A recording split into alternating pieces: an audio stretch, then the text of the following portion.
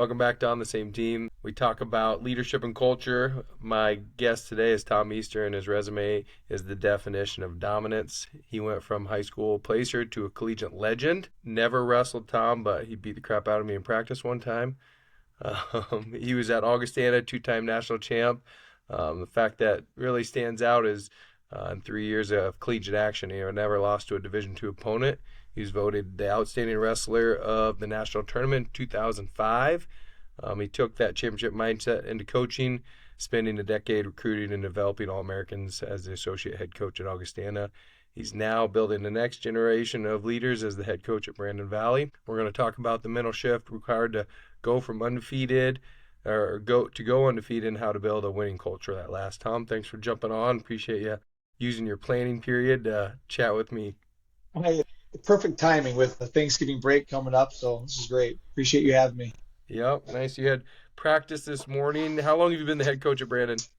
This is only my second year as head. 2018, we were expecting twins on top of we had a son already, and it was just gone too much and made the move and was an assistant. And then, as the girls team grew, the guy who was coaching the boys took the girls, and I slid right into the boys. I always said being Tim Jagger's assistant coach was the greatest job I've ever had. I mean, it's just the best. You can do Yeah, everything that's fun. Sometimes you got to be the head coach, but man, being an assistant coach is the number one job in the world. I agree, especially when you can wrestle. Like at Augie, it was easy. You get to hang out with the guys. You wrestled every day, recruited them, and then that's it. There's not a whole Yeah, lot more day to day that I didn't have to deal with. I just ran practice. yeah, yeah. That was great. I remember, like, I was always like, what does Jagger do? I mean, like, I'm like, oh, he's probably talking to the AD, trying to get us some more funding, fundraising, like building out, the season plan. And then, yeah, when I became head coach, I was like, damn, there's a lot more goes on to this. Going to practice and hanging out with the guys, going to lifting. Yeah, that was kind of the easy Yeah, part and the fun part. yeah, 100%. I was a much better assistant coach than I was a head coach. Yeah, I can tell you that, or than I am. Yeah, yeah. I mean, it's just the best job. So how long were you? You were at Augie for 10 years as assistant coach. Yeah, so it is weird when you compete somewhere and then you don't ever leave. It just kind of all mushes together. But so I never redshirted at Augie. So my last year of eligibility was '05. Okay. So then '06, I was still finishing my undergrad, so I was like a student coach. I was still competing pretty heavily too on like the international scene at that time. So the classes I would take, I'd be in Colorado Springs for a month, then I'd be back for a month, and I'd coach and do some school stuff, pay some bills, then go back for a month. But if you count 2006 on, it was about 12 years at Augie. Yeah, it went fast, but 12 years coaching anyway at Augie. So yeah, I mean, I just reading your bio. So you graduated in five, and then you were competing and just kind of a student assistant, I guess. And then after that year of focusing on international style and stuff, did you go into coaching, or was there like 2 years where you're kind of doing that? Yeah. So when I was like volunteering, I guess six, seven was like, oh God, I just said it. Just said six, seven. I teach in the middle Oh, school. And I just geez, I like can't. 2006 and seven. I was more of a volunteer, and they'd help me out with their funds in one way. But then in 2008, the school created a position where there was no full-time paid assistant at the time. Oh dang, We had assistants, but it was more fundraised money. yeah. So when the school came at me with that, they were really good about me still leaving to train and do stuff. So 2008 was when I was officially a paid assistant. Yeah, that's a huge thing in wrestling. I mean, I think there's oftentimes assistants on the sideline but not paid, and I don't think Yeah, that's definitely I think obviously it happens more and more now where the assistants are paid. I'm sure Augie still has a full-time assistant. Do they have two now or yeah, they have. It's crazy, I think one of the best things that ever happened to them is me leaving, to be honest, because yeah, they kind of, when I was at Augie, I was associate head. I was also our strength coach. I helped a couple other programs. Then I taught a class. So when I left, they promoted the second assistant to associate head. They got their own strength coach now. They have a GA, and they have one volunteer coach, Cooper Moore, who wrestled at Northern Iowa. Great coach. Yes. I mean, they're loaded now, Yep. when it used to be me, Jason, and then Chisholm the last couple of years. Yeah. Yeah. I'm saying same thing for Rulin, right? Like he has an actual assistant and probably better funding. I mean, I was the bus driver. Um, like we never took charter buses. I just had my CDL. Jagger had his, so I got mine and I drove the buses. And it's like, man, why was I banging my head against the wall so hard about that stuff? But It's yeah, weird because I don't feel like we're that old, but in the last few years, things have topped down from D1 to, I'm not going to say junior college is the lowest rung, but I mean, D1 down, it's everyone's gotten better. yeah. Everyone's gotten more funding and better caliber wrestlers. I mean, it's a game changer. When there's a coaching shift or a transfer portal update, it affects all levels, and Hmm. it's for the better. Yeah, yeah, it is. And I think yeah, all that stuff is awesome. And yeah, wrestling still probably, isn't football. We don't have the funding, we don't have the coaches, we don't have the money, but like that stuff has impacted us, like the NIL stuff. And I hear of the funding these D1 guys get, again, it's not life-changing like it can be in football, but it's still impactful and Yeah, super beneficial for them. And it's yeah, kind of the rising tide lifts all boats type of deal. 100%. Yep.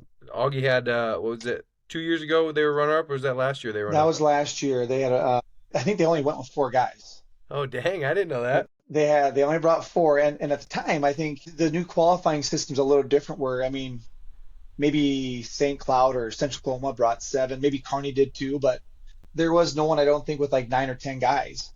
But Augie had a Yeah, champ, a third, fourth, and a fifth maybe. I mean, they wrestled really well. yeah, that was awesome. It was fun to Yeah. see. The kid that won it was it 41, 33, somewhere in there. He was 49 last year. He's up 49. this year, but yeah, Okay. 49 pounder. So he was a junior, or what grade was he in? He's one of those Who kids knows, that right? between I can't blame COVID anymore, but injuries. I mean, he's young. I think he's got three Okay. years left. Oh wow, that's awesome. Yeah, He's a South Dakota maybe kid. I two. remember him. Take it back. I think he's got two left. Okay. But yeah, yeah. He's a Rapid City Central kid. Was good out of high school. I think he went to Northern right away, Northern State, Oh, and then was there for a year and transferred to Augie. nice. Good fit for him. Yeah, yeah. Yeah. He does really well. Yep. Yeah, that was fun to watch. And do you wrestle a Carney kid in the finals? Man, he might have Kearney or UCO for some reason. I'm blanking. I remember watching I the think it match and it was. was Yeah, I kind of feel like it was a Carney kid because I almost think it was a kid from Nebraska, maybe even. okay. It was yeah, two kids that I recognized, and I remember from just yeah when I was coaching, which was not that long ago, 3 years ago. But you lose track of people real quick in college wrestling that you're connected to. So it was kind of fun to see some guys that I was like, oh, I remember him in high school. Yeah, that was awesome. Is that the highest Augie's ever finished? Yeah, boy, I was on a runner-up team, Oh, you and were? then yeah, in '05 we got second by like points.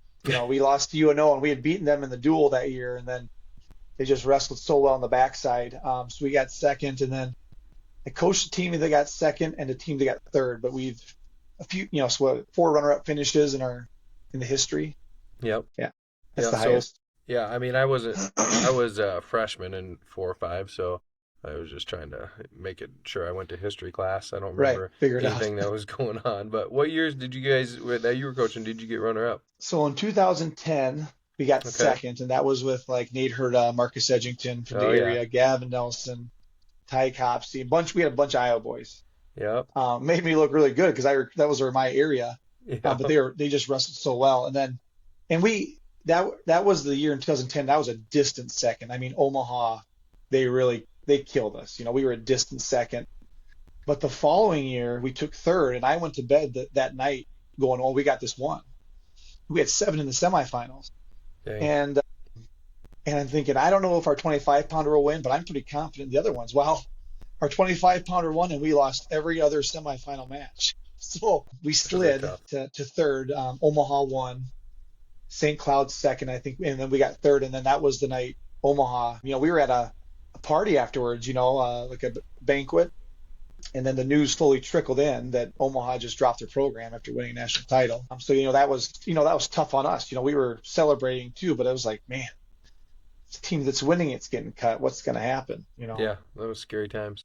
Yeah, very. What Where was that national championship at? Do you remember when you guys got third? That one was in where was it at? I was gonna say Kearney, but that just doesn't sound right. I think you're right. I actually think it was because I think, and the only reason I say that is I think I remember like a story about that Yeah, where it could be. Yeah, the AD wasn't that far away, right? He was it in might have been Omaha. He Kearney could have because drove, but he instead yeah, he called or texted or something, you know? Like why yeah, wouldn't he drive and celebrate the national title? And but no, he just called them that night. yeah. I think you're right. Now it makes more sense that it added more salt to the wound knowing Yeah, that too. Yeah, yeah. I was just trying to remember. I went to one in Cedar Rapids. I haven't been to a lot of D2 national titles, but I remember going to one in Cedar I think I Rapids. remember sitting by you up there actually during the finals. I remember seeing you up there. Yeah. Was that when did Copsey graduate? What was his last year? He That's tough. was 11, I think, 2011. He got second in 10, Okay. and then his senior year in Kearney, I think he lost in semis, and I think he injury defaulted to fourth, or he won a match in there and then taken fourth, something like that. I was actually at that one too, because Yeah. Majerus was my high school teammate. Oh, So and Majerus got runner up at that one. Kind of, yeah. he had like I don't know how many losses, but maybe cradled a couple guys and made the final. He beat our guy. So Nate Buys at the time was ranked second, kind of built like Majerus. They're built both real long and goofy wrestlers, and Yeah. yeah, I think Majerus hooked him up in a cradle. Took him out. And Nate came back and got third, but Majerus had the rest of the finals against the Upper Iowa kid. That's right. Yeah, yeah, Yeah, that wasn't good, but yeah, I think that definitely fueled Josh too. Like, okay, I can believe in myself, and next year he was the real deal. And I yeah, mean, I shouldn't say he wasn't that year, but he got some things that went his way, wrestled really well, and the next year it's like, okay, he could win this, and he ended up doing it. So that was pretty fun. Yeah, yeah, good times. So when you were, I know the one thing I always remember Jagger telling me, and I came up and wrestled you one time. I think Joe Kelleher talked me into it. I don't know why I let him talk me into that, but he's like, let's go up and wrestle with Tom Meester. Again, the only thing I remember shooting a low single and you need me in the back of the head. I was like, damn, he saw that coming from a long ways away. And I was like, okay, let's. I don't know if I can hand fight, but we're not gonna shoot him our low singles. I don't know if I'll make it back to Sioux City if I keep doing that. But Jagger told me, I'm like, he just killed me. He's like, oh, he's really good. He wrestled, on the international level, and I know you got fifth, but like you wrestled a lot of Division One guys, yeah. and just kind of curious, yeah, what that experience was like training out in Colorado, and I guess your mindset in doing that, and just kind of that whole experience. I would say that there was one thing that was a little different where it wasn't as big of a transition. And this is how the landscapes changed. But when I was at Augie, a Division II school, and I don't think it was my dream to go to Division II school. It's just kind of how it worked. But back then, Omaha Open, you had the Vegas Open. We went to the Daktronic Open. I mean, I'm just trying to think of all the tournaments where Yeah. I saw Tyler Nix from University of Iowa ranked third. I saw Chris Pendleton. I wrestled Eric Hahn, Travis Pascal, Roger Kish. So you kind of knew where you're at a little bit Mm-hmm. at those tournaments because you got to wrestle them. And I do think the bigger you get, big's big. My college roommate Aaron Grauman was a national champion. He's really good. He's a 125 pounder, and he was a small 25 pounder, but like he did just fine in D2. But when we go to these open tournaments where he's wrestling the top D1 25 pounders, he looked like he was two weight classes smaller. But like the bigger you get, it's kind of like it evens out a little more. Is what I always felt.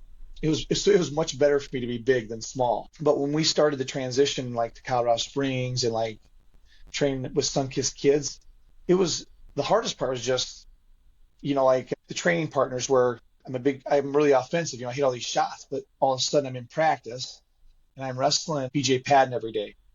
And pretty soon I'm like, well, I'm not shooting the shot because he's got big, heavy hips and he's been shutting me down. So we hand fight, but now I feel like my offense got worse at times because you just knew like, well, on a day-to-day basis, you're wrestling the best guys and maybe I wasn't pulling the trigger like I should have. And not saying that was right, but that's what happened. Mm-hmm. So if there was like a month straight where I trained in Colorado leading up to a big tournament, I usually wrestled like I had a bad result. But if I trained at Augustana with my college guys where feeling really good, hitting whatever I wanted to, I would compete better in that tournament. It was strange. So I mean that was the biggest thing to navigate. Like how do I stay offensive when I'm out here wrestling with these best guys and not just try to survive. Like, well, I don't want to get scored on if I shoot, so I would just not. And maybe they were doing the same thing where we'd be going for 2 minutes at a time, and it's 0-0, and we're going to the clinch or something like that. And back then with the rules, you never wanted to go with the clinch, so you're drawing a ball out of a bag and doing all that other stupid stuff. That was difficult. It was fun because you got, I mean, like Mola Wall was the big dog at my weight at the time, and Andy Rovat, and I was getting close to those guys a little bit. Where like I was hoping they'd take me with as a training partner, when they would go to Worlds or Olympics. Never happened, but yeah, it was fun. It was interesting. Yeah, you learned a lot. But Did you ever take like the things that you learned in that aspect of, okay, I'm not getting takedowns, and I see a transition to my competition, to like watching your guys and coaching them, being like, man, this guy's not getting any takedowns against this guy. I need to get him away from him because it's not helping him. right, it's kind of like some of the guys that I coached at Augie, where I was with them every day, and even now, it's like it's one thing if they're pounding everyone else in the room and they need that person to Yeah. challenge them. But if the older you get, it's like, I'm a big counter wrestler now. It's like I'm too old to be shooting all these shots and hurt my back, but you can shoot on me all day long and I'm going to score on you, right? So if I did that to my guys all the time, what's happening to them? And I mean, I could see it. They're getting less offensive. Where you got to kind of humble yourself and like you got to give them some. Yeah. And you only tell them that you give it to them too when they start really bragging about it, and then you let them know. But that was the biggest takeaway. You just knew that like it could be detrimental to wrestle a coach every day if you have the mentality that I did. Yeah.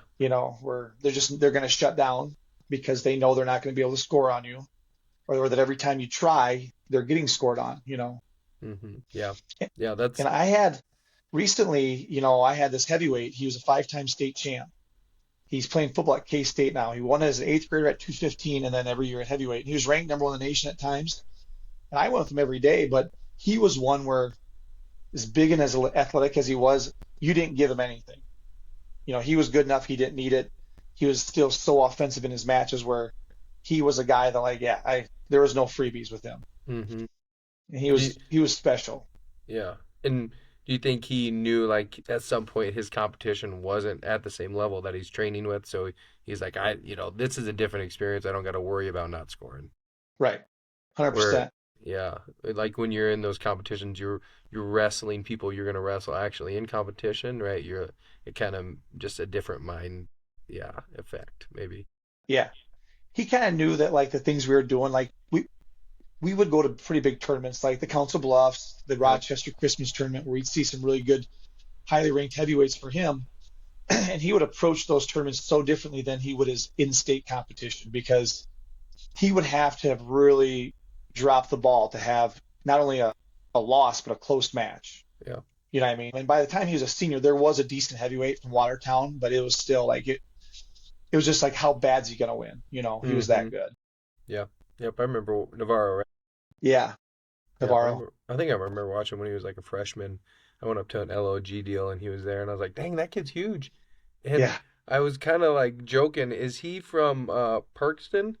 Like, because who were those kids? I remember watching a freshman from there, and I'm like, damn, I recruit that kid. And the guy's like, well, you got 3 years, and you Yeah. better be from Iowa football if you want to recruit him. I was like, who is this guy? What Yeah. were their Riley names? Reef. Or the Reef Riley brothers. Reeves. Holy shit, they were Yeah. huge. Huge. And they had beards when they were ninth grade. It's like Yeah. Yeah. unreal. Yeah, that was awesome. I was in Creighton, Nebraska. I'll never forget that. And they're like, yeah, he's 13. I'm like, holy shit. Yeah. Yeah. Yeah. And there's a bunch of them. I'm not even sure that the one you're talking about is the youngest one, but Yep. it's the same thing, just chiseled, haired out, Yeah, just hard making these workers. 18-year-olds look like chumps. It was Yeah. wild. Yeah, it was pretty fun. That was yeah, it's fun to watch those guys. But I remember, yeah, Navarro had an LOG deal, kind of the same experience. I was like, man, that guy is impressive. But he was fun to Yeah. watch. He was fun to coach. He was a nice for me, like leaving college and having him we just did our own thing in the corner. Like there Yeah. was practice going on. We did our own thing. And it was good because I think I needed it. Even now, I think I look at like we had practice this morning, and sometimes, you're used to your college room looking perfect. Like you want everyone doing the same thing. I think sometimes I expect our guys to be a little more perfect in the high school room, and it's just not, Yeah. And that's I gotta remember that. But yeah, he was a just nice transition for me to have someone like that to work out with. Yeah. Yeah. Do you think sometimes though that like that expectation is a reason that your guys do so well too? I hope so. The one thing is that I don't think I was prepared for the last couple of years, just because I didn't pay as much attention to it. Is that you have like we have our core guys that are year-round wrestlers. You have so much of that now with clubs and stuff, and then like we also get 10 to 15 guys that have never wrestled before that come out as a freshman, sophomore, junior. And it's like, okay, how do we bridge the gap a little bit? So when you guys have your first match, you at least know positionally what you're doing. But at the Mm-hmm. same time, it's hard to go back to square one with a bunch of guys that have been wrestling year round, ready to go. And then and with our schedule, we start, the Sergeant Bluff tournament's a good tournament, and then it goes right into Council Bluffs to Rochester. Mm-hmm. Um, and you get like 10 days of practice until you go, So you really can't go backwards or slow down. Hopefully, the good thing is we have some coaches that can kind of work with them, but it's tough. Yeah. Yeah. And I coach. I'm an assistant youth wrestling coach at Hinton now, where the Edgingtons are from. I get to Yeah. see their posters every day when I go to practice. But yeah, I mean, I think, like when I'm in there, I really just focus on, the most basic things because that's youth wrestling and that's what's important. But, I also think sometimes, like like when I get after them, like I was thinking about this last night because a coach said to me, he said, like, why do they listen to you? Like, they don't freaking listen to me. And like as I was driving home, I was thinking about that, and like I bring the same energy I did when I was coaching college, and I'm like, when I'm talking, you're listening, right? And I don't yell that to them, but that's how I feel. And I remember, I think a lot of it comes down to energy too, right? You just bring energy to the practice. And I learned that probably when I was coaching with Jagger. I read a book about, it was a Pete Carroll book, and I reference this book all the time. It was a great book, but he talked about it's like not the athlete's job to bring energy to the practice room. It's the coach's job. Like you control the energy in the room.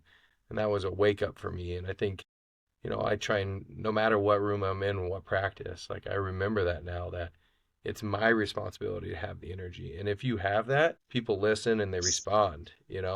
And if you don't, then it's a little bit chaos, right? Like if you don't go Yeah. in there with energy and a plan and an expectation of you're going to listen and you're going to do these things that I'm telling you, like that's something that they sense, and they either go one way or the other way depending on what you bring to it. So I'm just Yep. curious, when you have high expectations, I think that helps. It might be different Yeah. people, but I think you're 100% because they're either, like you said, they're going to get on the board or they're going to get off real quick. And I think sometimes the sooner you find out, the better. Not that you ever want kids to quit mm-hmm. or whatever, but when you get a handful of kids that, they're not meeting the expectations that you have on a daily basis, and it's not what's going to change. I'm not.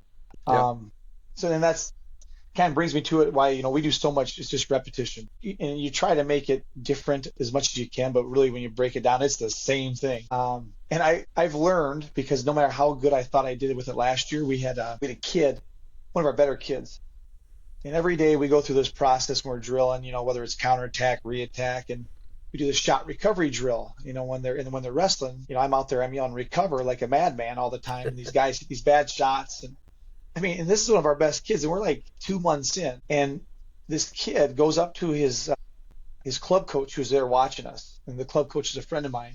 It's Navarro Shunky's dad, and Tony grabs me and he's laughing. I go, "What's so funny?" He goes, "Well, Braden just asked me what you mean by recover when you're yelling that like a madman." I go, "Geez, we've been doing it for 2 months every day in the room." But he just didn't associate it. So sometimes, I mean, I get going so fast that I forget. Hey, are they paying attention? Are they listening? Like what are they getting? Maybe they're doing the drill right, but they're not listening to what we're saying. So just little things like that too that you pick up as you go, and you just talking and listening to them. Where I do value the things they say, because if my stud's not getting it, what's going on over here? Mm-hmm. Yeah. I found too, like it drove me nuts, but it was just the reality of like the communication. Everybody's hearing it different, right? Like you're saying it, and It's making 100% sense to you and probably five other guys, but there's five guys that it's just they're like, I have no idea what he's saying. I'm hearing the words, but I don't know what Yeah, the hell he's saying, you know? And I remember when it really clicked to me, and I was like, you got to keep saying it, but don't expect everybody to hear the message every time. It was when I had a kid, Cody Klein. He was in 3 years, and he's like, I figured that out what you're saying. I'm like, and finally. and he was like, that makes a lot of sense. That really helps. I'm like, well, I guess it was a good thing I didn't stop saying it because it took you three Right. years to hear what I was saying, you know. So, like one, it reminds me, and maybe sometimes you got to deliver a message in a different way too. But it's yeah, I mean, you do got to keep saying it, unfortunately. And I remember that with my kids too. Like, they're not picking up on what I'm saying all the time, even though they do hear me. They're just not Right. listening. I don't know what the right word it is, but just the reality is that it's not processing for them. A lot of it is same as parenting. Like you said, you hear me, but you're not listening. I know I've said those words to my kids, and they don't know the difference. And I don't know if I do either, but I know there's something there where like you know what I'm saying, but you're not listening to why I want you to do this. Yeah, yeah. My wife would probably say the same thing about me. Yeah, ditto. Yeah. So you got three kids. How old are your kids? My son just turned 11 right before school started, and then I have twin daughters that are 7. Nice. And Yeah. what are they involved in? So my son, you know, I think everyone kind of thought I'd get him going wrestling a lot earlier than I did, but he just kind of knew that like when you're a youngster, you got that killer instinct or you don't. So I bring him to practices, but just never a tournament until he was about third or fourth grade. He started rolling, and at that point he had figured it out. So he does pretty well now. He's a big kid. I mean, he's fifth grader, about 115 pounds. I wrestled 112 as a freshman in high school. So he's big into football and wrestling, and that's about it. Baseball came and went, and that's just not for him. My daughters, one plays basketball, one wrestles. They both like gymnastics and softball and a little bit of everything right now, enough to keep us running, Yeah. here and there. Yeah. Was your wife, is she involved in athletics when she was in high school, college, or Wow, anything? that's interesting. So in college, she was in the choir at Okay. Augie, but she has to tell me what kind of athlete she was yet. And she was a good volleyball player in high school, this and that, but this wasn't that long ago. We were sitting somewhere, and she was talking to one of our kids about how she was a state champion softball player, like her team won state. And I think I was eating, and I dropped my fork. I go, how could you never have told me that you guys were a state champion? And she was like, oh, it was great. And the more she got into the story, she was from Minneapolis, right? So the more she got into the story, it turned out like she was in a co-ed rec boys and girls underhand slow pitch league that won the city championship, but she considers it a state title. So then I was, just kind of like, whatever, that's no state championship. But I mean, for a second, I thought I had a real athlete on my hands, but I don't. No. Well, like my wife, she played volleyball in college, and I mean, she's built like a college volleyball player, right? Tall, very slender, and that's what my kids look like. They're all pretty stream beanie, little, real tall. I'm like, that works in wrestling too. I had a teammate named Josh Majerus. That's pretty much what he looked like until he got to college. It works, but Right. my kids are all like they think basketball is the bomb, which I mean it's awesome too. Anything your kids are passionate about, it's easy to love too. But yeah, we have the Hinton tournament this weekend, and they're like, "Do I have to wrestle?" I'm like, "Yes, you're wrestling in our home tournament. Okay, Yeah. like you just got to do one thing for me a year, please." When I'm with, my dad was a basketball coach. Oh, really? I So didn't know that. growing up, he was a basketball coach. He was back in the days of girls 6-on-6, but he coached a couple teams that had won state. But my mom was from the Waterloo area, and she was big into wrestling, and it just kind of stuck. But like my son, like I watched him shoot a basketball. I think he'd have better luck kicking it through the hoop than making it like this. I mean, there's there's no ability in that aspect for him shooting a basketball because otherwise all his friends do it. So I think Yeah, he probably would if he could figure it out. But just there's no want there. yeah, not in the cards. Yeah, my oldest is, he's wrestled, let's say one or two tournaments a year, probably since yeah, I don't know, first or second grade, whatever. Um, and he does well. Like he's an athletic little guy, but I always tell people if he would wrestle like he plays basketball, he'd be awesome. but he will drive down the lane and throw it up without knowing where the hoop is.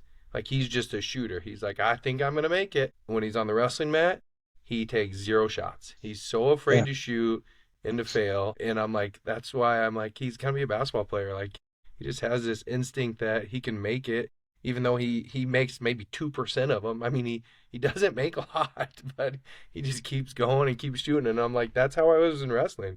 Like I just Yeah. shot until either they blew the whistle and it was over, or they blew the whistle and I won. I mean, it didn't matter. I just kept shooting. So I'm like, I just see that in him, and I'm like, I don't know, this is his sport. It just seems like he's built for this, and he has no fear, which is that's the funnest thing to watch, right? Someone with Yeah. no fear.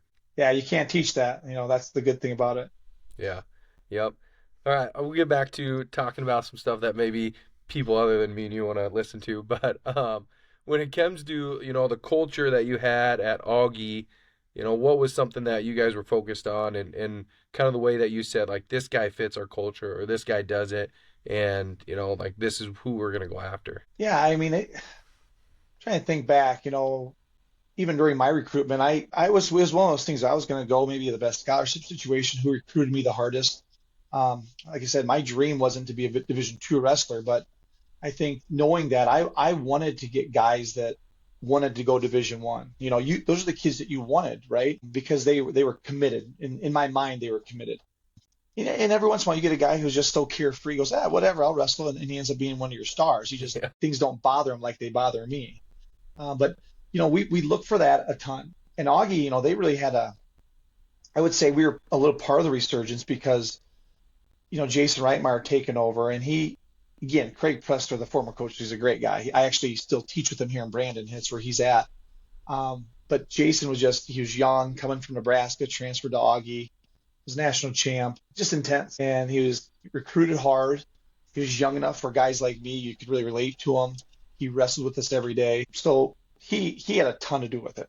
Hmm. It was tough. It wasn't like, I think Augie was known as being kind of like a rich kid private school, but none of the wrestlers had money. Yeah. So so you definitely knew where we were at on campus because we were a little different than most. But yeah, I mean, it was incredible how, he'd know within moments of sitting down, like, I like this kid or I didn't. Like on the way home, he's like, he's not for us. It's like, really? He's like, it's like, he's pretty good. But he knew just after meeting with him if it would work. And I do think once he got his core, like me and Aaron Grauman and stuff, like we had good leaders too. One of the biggest lessons, you get to college, you're having all this fun. Like that first month of school, there's some class, but you're running around doing all these fun things with no parental supervision. And we were a month in, and I walked over with a buddy to our heavyweights house. I think we probably had a case of beer. And our heavyweight, who was a senior at the time, and he looks at us and goes, "What are you doing?" I said, aren't we going to have a little fun?" He's like, "It's Wednesday, and we start practice in a week." I'm like, "Sounds good." And it's like having these guys as role models for us of what you do and don't do and how you train. We just taught that to the next group. And it just kind of, steamrolled a little bit. And if you didn't buy into that, you were the odd man out. Does that make sense? Yeah. You got enough guys on board with that type of thinking and training. Like I was afraid to eat a peanut butter sandwich. Someone told me peanut butter would make you tired. And coming in high school, I feel like I always, if I lost, it's because I gas out. So when in college, I had this goal, like I want to be in freak shape. So when season started, we were really good about really dialing in to our training and just being really excited to wrestle. When you were coaching, did you try and like establish that and say like, hey, these are the guys that are going to be leaders? Or, like, did it happen organically? One thing Kudev and I talked about was, sometimes you get a leader on your team or the best guy on your team that doesn't influence people kind of like the way you're saying. You're like, damn, I really need him to influence everybody, but they don't. And, looking back on my career, I'm like, gosh, I had a couple guys like that, and I didn't really push them to be leaders. I just Right. thought everybody would follow them just because, but they were so focused on themselves that they didn't jump out and lead people. Like, were you guys active in that, or you just kind of let it happen organically, or you have any experiences like that? Yeah. I don't want to call anyone out, but I got a guy I'm really thinking about right now who was a winner. I mean, he didn't lose much at all. And again, I would use the word selfish, but who isn't in wrestling? Yeah. You got to be a little bit. And he was he was probably very, and I think some people on the team that weren't as successful thought like, I don't think maybe they saw him as a leader because he was so selfish, but he's also winning. And he was pretty vocal, like, well, you know what? I'm doing this because I want to win. You guys think a little more like this, you know. I mean, it's good to be a team player. Don't get me wrong, but in a sport like wrestling, you know, there's times where, well, you're leading by example. I mean, that's the biggest thing. You maybe you can be Mm-hmm. vocal in practice, calling someone out for maybe missing a lift or missing a morning workout, running routine, or something like that. You know, those are the things that you want to take off the coach's hands. You know, if you're a leader. Mm-hmm. But for the most part, like you look around and you see someone, running so hard that snot's flying out of their nose, like that tells you like, hey, that's someone I wanna be like, and emulate that to your guys. So yeah, it's hard. I mean, it's hard to make someone who doesn't want to lead be a leader. You hopefully kind of put them in positions where like, hey, look over here, see what he's doing. It's ultimately up to that guy and Mm-hmm. trying to get him. Is he going to break his routine? Kind of talk to him like, we don't mind what you're doing here. This is good that you do this, but like, can you twist it a little bit to maybe put a positive spin on why you do things? Yeah, yeah, yeah. Maybe, yeah. Talk them into it instead of shaming them a little bit, right? Yeah, And yeah, so, and when you're a bunch of guys, they kind of go hand in hand sometimes. That's just kind of like, I don't know. Yeah. I mean, that's how males talk a lot of times, right? Like we kind of give each other shit and we're not trying to break you down. We're just trying to get you to do something and that's just the way we talk sometimes. right. And there's always a little bit of truth to it. Like when you're giving someone crap, like, yeah, it's funny, but it's not that far off too, Yeah. right? Yeah. And it's like how you take it as a person says a lot about you, and like, can you take constructive criticism or not? It's kind of like, sounds bad, but like we were, you watch film. That was one of my jobs where you'd bring guys in and you'd watch film and the old cliche of like, yeah, you say two good things before you start attacking a bunch of bad stuff. And every once in a while, you're like, I tried to come up with two good things about this match and I couldn't. Yeah. And then you laugh, you have a good chuckle, like, yeah, everyone has a bad match. Yeah. What else are you gonna say? But it's little things like that, yeah, Yeah. Yeah. We're not even gonna watch that one again. Like, yeah. let's just make sure that never happens again. Delete, break the disc. Yeah, yeah. So what do you feel like something that you maybe culture wise or coaching wise that you did at Augie that when you went to a high school and you're at Brandon you're like this was so impactful or this is something I felt like was the core of my coaching that I'm going to bring to this high school and you feel like no matter where I'm at this is going to be part of what I do. Right. And I don't know how much it has to do with culture, but like, God, I was such, you go back to high school. I remember being there, hating certain things about practice, like having a coach yelling at what shot I'm drilling. Just like, man, why is it so rigid? Like, Mhm. give me a little control of what I want to do. And we really teach certain aspects of the drill. Like my practice is a lot of times, depending on the day, they look the same. But like, whether you get done with your warm up, you do your stance of motion, but you try to change it, but like stance of motion, I hate it. I hate doing it, but it's like shooting free throws in basketball. It's such an important thing you gotta do. And I try to explain to them like, yeah, you shouldn't like doing this. This is terrible, but you got it. Mhm. And then like going into a real light drill, and I'm focused on where's your shoulder at, where's your head at, making everything perfect. And as you get going into a drill to finish, every time you finish, make sure your shoulders in his guts. You're looking for a turk. Just consistently doing the same things, and then we'll go right into like a counterattack. Get him to his elbows. You're scoring re-attack now with that outside step and trying to make it a quick finish.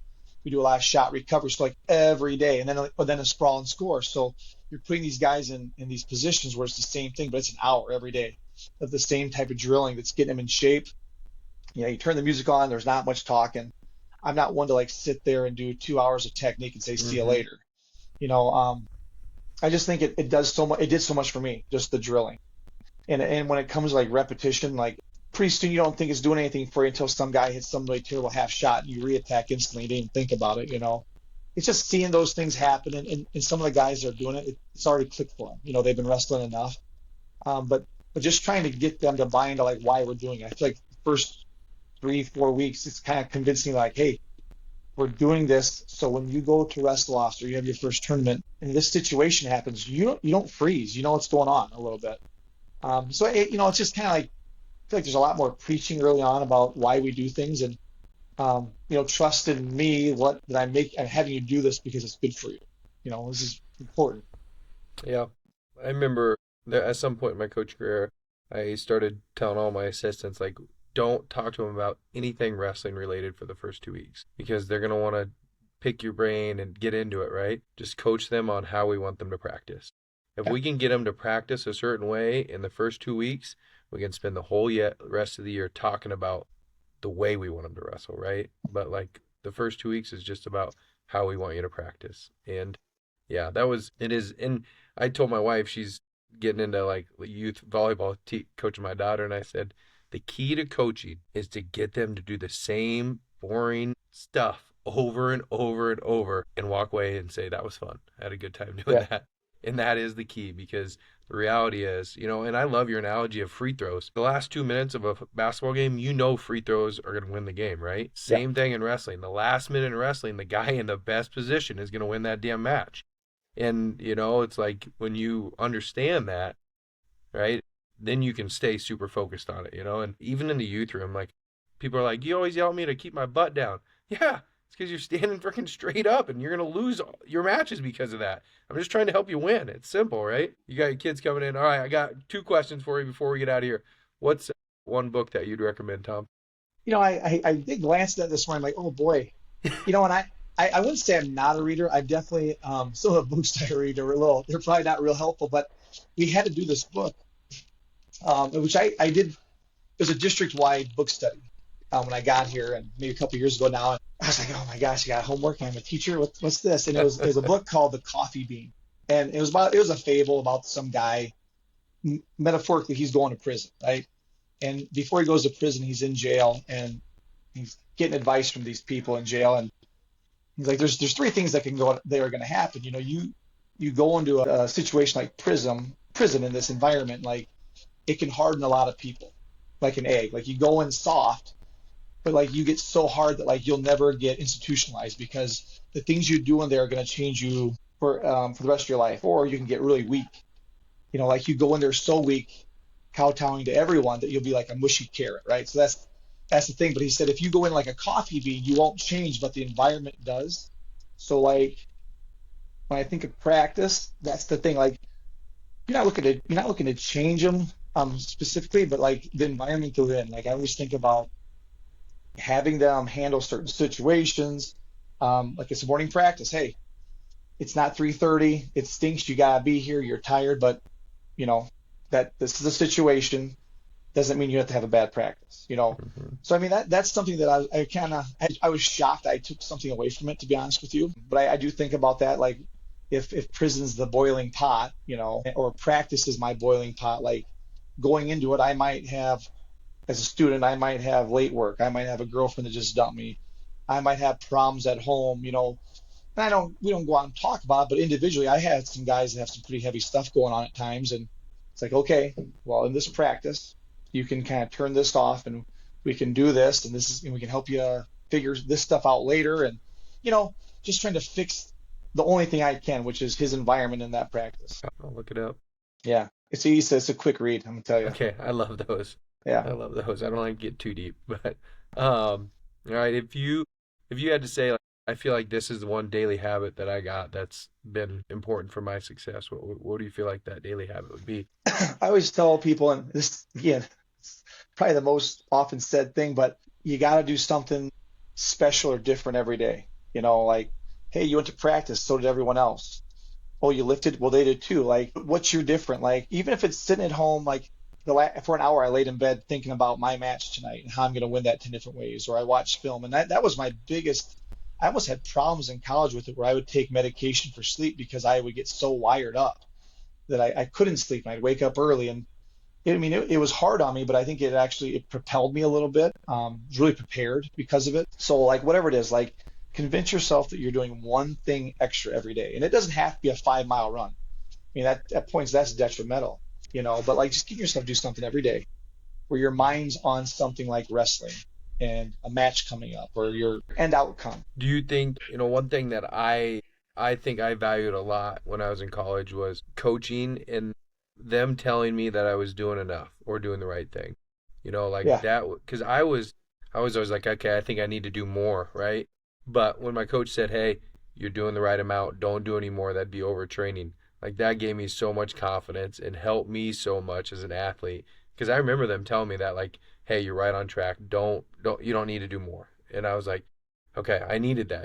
That gave me a sense of confidence and just like helped me relax a little bit and chill out. Yeah. Like you can't overestimate like how important it is for a coach to say something. Like it's kind of like the old thing where like if you're a parent that yells all the time, when you yell, it doesn't really sink in. Mm-hmm. That's me. Like my kids laugh at me when I yell, but when my wife yells, it's like, holy cow, got mom mad, you know.